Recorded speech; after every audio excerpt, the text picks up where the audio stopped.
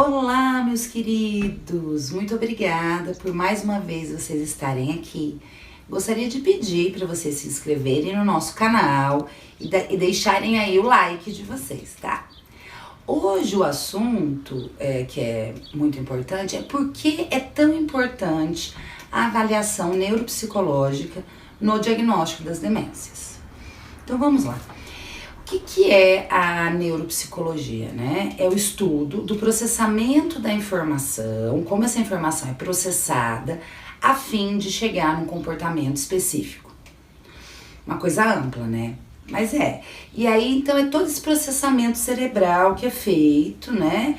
E de que maneira que é feito esse processamento e o que é esperado das pessoas em cada faixa etária de sua vida. E aí a neuropsicologia, né, nós avaliamos as funções cognitivas, que são atenção, memória, raciocínio, função executiva e visoconstrução, tá? Que é essa habilidade aí de lidar com o espaço, que é o raciocínio não com as palavras, tá? De uma forma aí mais simplificada para vocês. Então vamos lá. Quando um paciente tem algumas queixas, ele chega nos médicos, ou no psiquiatra, ou no neurologista, ou no geriatra.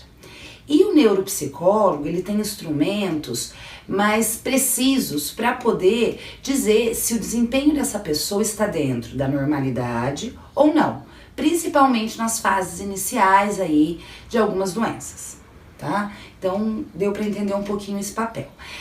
A primeira coisa que um neuropsicólogo vai fazer é o diagnóstico diferencial entre quadros psiquiátricos e quadros neurológicos.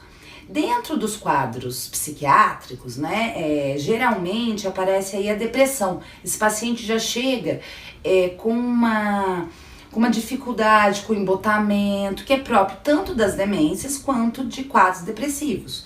Então tem que ser feito um diagnóstico diferencial através de instrumentos, de análise de vida dessa pessoa, se essa pessoa já tinha sintomas depressivos e fazia tratamento ao longo da sua vida.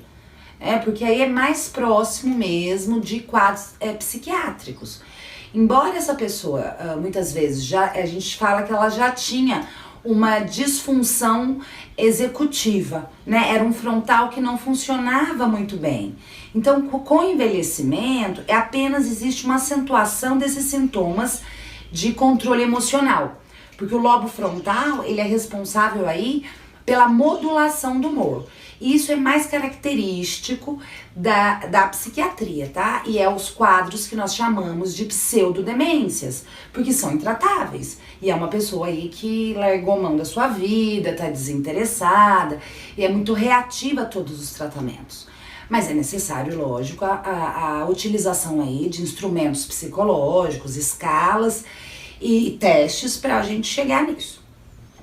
Não sendo psiquiátrico, nós vamos evoluir aí para os quadros neurológicos. E aí, dentro dos quadros neurológicos, nós temos a demência de Alzheimer, que é responsável por 50% de todas as demências diagnosticáveis e diagnosticadas, tá? Que nós já conversamos, mas o Alzheimer, principalmente, os principais sintomas é uma dificuldade de memória verbal, esquecimentos, de conteúdo, de recados que foram dados, onde guardou objetos, alguma desorientação temporal, que dia que é hoje, que dia do mês, do ano, quem é o nosso presidente, e dificuldade também com nomeação, começa a faltar as palavras. A pessoa, ela descreve para que serve. A pessoa, por exemplo, em vez de falar caneca, fala aquele lugar de pôr água, aquela coisa que põe água. Ou, em vez de conseguir nomear cadeira, diz aquele lugar para sentar. Então a pessoa, ela começa a dizer a função dos objetos e não propriamente o nome dos objetos.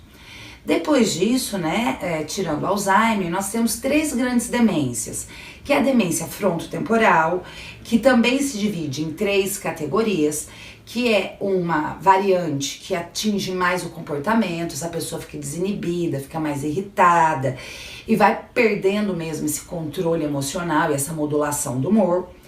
Temos A demência semântica, onde vai se esvaziando a linguagem, a pessoa vai tendo dificuldade aí em dar um nome para as coisas, em construir uma frase completa, uma dificuldade na sua fala fluente, tá?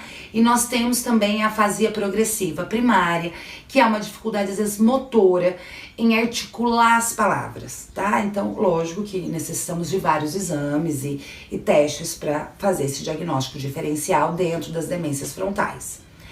Temos também as demências vasculares, tá?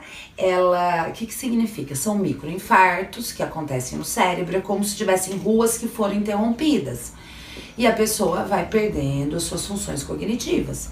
Pode ser devido a um grande AVC, aí um acidente vascular cerebral, ou pode ser devido a hipertensão, diabetes, que foram causando aí microisquemias, que a gente chama de microangiopatia, microinfartos, tá bom?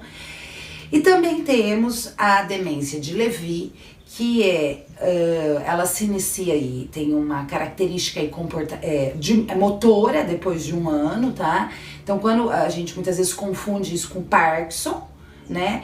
Porque tem uma alteração de movimento, então tem que ser feita uma boa investigação da história prévia de vida da pessoa, para ver se não existiu o aparecimento de sintomas comportamentais um ano antes do surgimento dos sintomas motores, tá? Esses sintomas comportamentais seriam, muitas vezes, alucinação, delírio, dificuldade do controle desse humor, incontinência urinária, síncopes, tá? Então, por isso que a gente diz que o diagnóstico das demências é clínico, porque depende muito da história de vida do paciente e da evolução desses sintomas, para você poder fazer um bom diagnóstico.